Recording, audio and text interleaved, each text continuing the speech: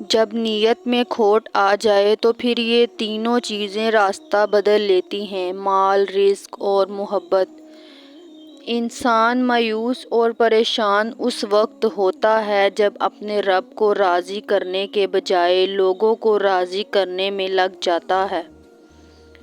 جو آدمی دوسرے لوگوں کے عیب کی تلاش میں رہتا ہے، اللہ تعالیٰ اس کے عیب ظاہر کر دیتا ہے۔